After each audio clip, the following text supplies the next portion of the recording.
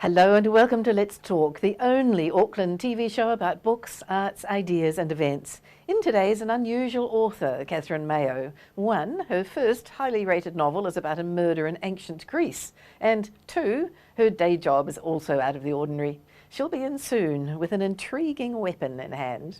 Now, ancient Greece. Why ancient Greece? Well, when I was young and still being read to, my mother read us a version of the Odyssey by Barbara Leone Pickard, and I fell totally in love with the character of Odysseus in the way that you fall in love with the Beatles or something like that, except I was a bit younger. And I used to make up stories about Odysseus, particularly in ancient Greece, and in fact I became deeply unpopular with my family because I used to lock myself in the bathroom, supposedly to have a bath or something else, and dress myself up in towels in front of the mirror while everybody hammered on the door. Gosh, isn't that fascinating? And if Google had been around back then, no doubt you would have been avidly stuck into the computer Googling everything you could find about ancient Greece. That's right, but of course then we just had a few books, which was mostly Barbara Leone Pickard, and I've still got my copy, and it's looking surprisingly unworn, given I must have, at one point I sat down and worked out I'd read it 23 times. Wow.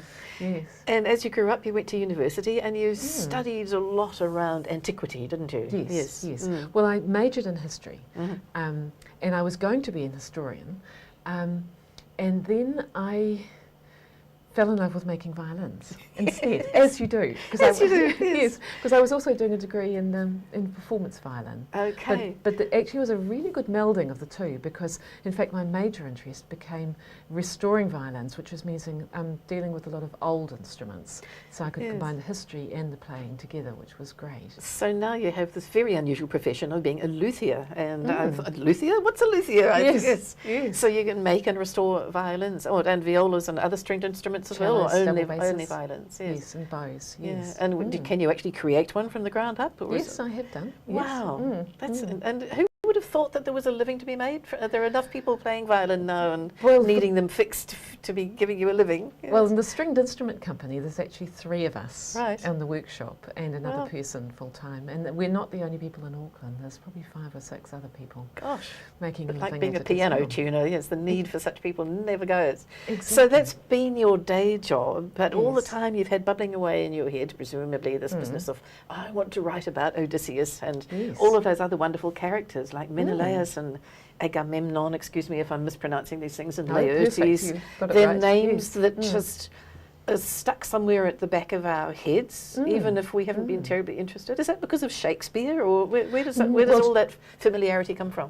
I think it actually does come from these retellings, because if you sort of go on Google, you know, or the school library or whatever it might be, there's always been these sort of myths, ancient Greek myths, you know, being told, and lovely pictorial books for younger children, and then later on sort of slightly more densely written older books. And of course with the blockbuster Troy, there's been, as a result of that, with Brad Pitt and now is it Sean Dean? I'm not sure. Okay, he played Odysseus. He was wonderful. I thought, a really good Odysseus.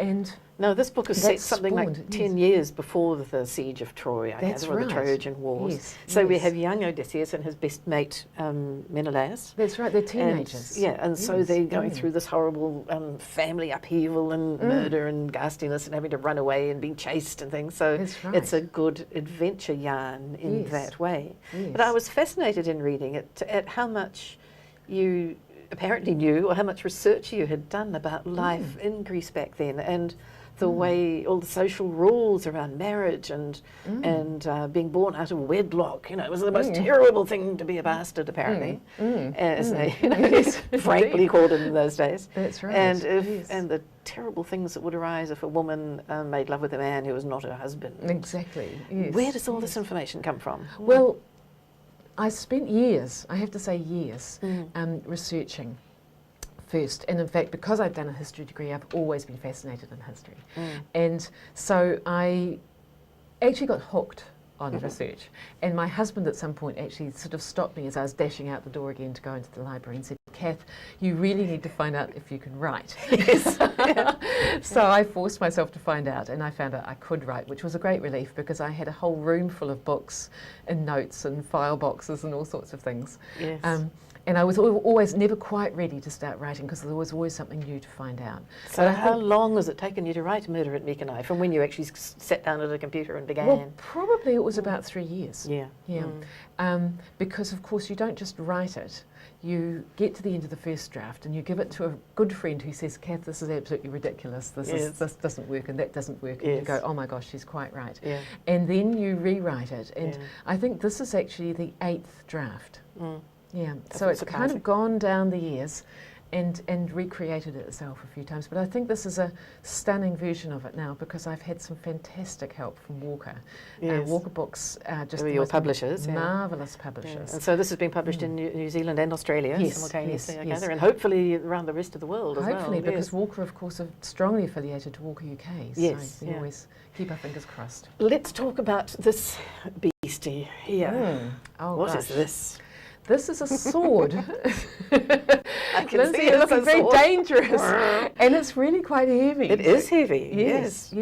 Well, it is a replica Greek Bronze Age sword. And when I wrote this book, Odysseus has a dagger in it.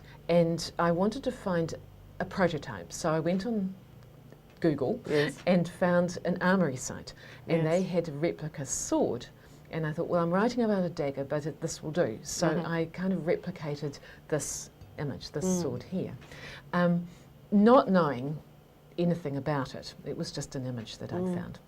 And then when I'd actually sent the book off to the printers, I found out on a blog that the sword that I'd copied was originally actually a real dagger. Yeah.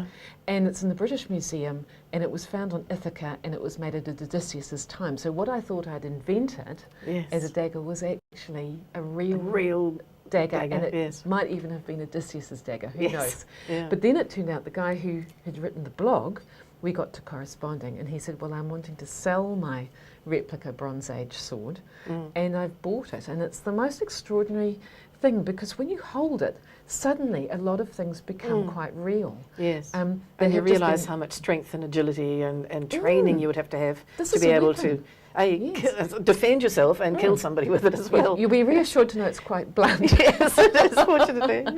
But it just makes the whole thing much more vivid for me. Yes. You have a very, very good cover that somebody's designed on this, and there's something about this colour that speaks to me of ancient Greece. What is this orange? Well, it's a wonderful orange. In fact, the Walker spent ages trying to find exactly the right orange, and a printer who would actually print it in exactly the right orange as well. And the figures are fascinating because they were created by an Australian artist called Nicole Onslow, and they're kind of reminiscent of that sort of, now what do they call it? Black and red Corinthian or Athenian pottery. They've got that kind of feel about them. But the boys are actually, this is Odysseus and this is Menelaus on the cover. But they're actually quite modern, but they've got that old feel as well. And I think they've done absolutely terrifically well with the artwork. The book also talks a lot about chariot racing and horses, and I know that you had a wonderful launch of your book at Alexandra Park. Oh, gosh, yes, that was a real to get into the horse theme. But once again, I guess your great background in historical research taught you all about how to race a chariot and what it felt like to be on one. And well, actually, I would do better than that. I did better than that because my uncle was a harness racing, which is the one with the buggy out the back. He was a harness racing trainer driver. And so I gave all my chariot bits to my Uncle John, who immediately corrected me on my grammar. Yes. But no, he was very helpful, and also because my husband has owned harness racing horses before, so we had quite a close friendship with his harness trainer. Yeah, so you were able to get that feeling of what it was like to be behind the horse's haunches and the smell and the dust and the gravel and the everything else. Yes, people will be wanting to read more of the adventures of this crew. Have you got some more in the way? Yes, I've got at least 2, and I'm working on my 4th in what I'm hoping is a series. Well done, Catherine Mayo. Good luck with it. Thank you very much indeed, Lindsey. It's been terrific.